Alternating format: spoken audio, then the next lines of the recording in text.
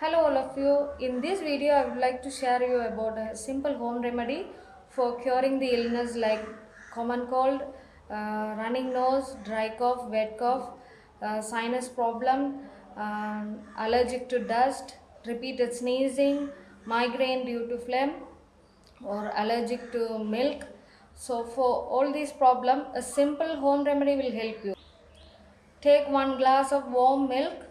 In that, add half teaspoons of turmeric powder, half teaspoon of dried ginger powder, 1 teaspoon of palm sugar, and crushed 2 peppers and cardamom.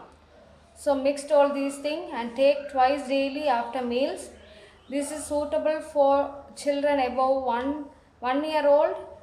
For children you can take half of this quantity, and for elders you can take this same quantity.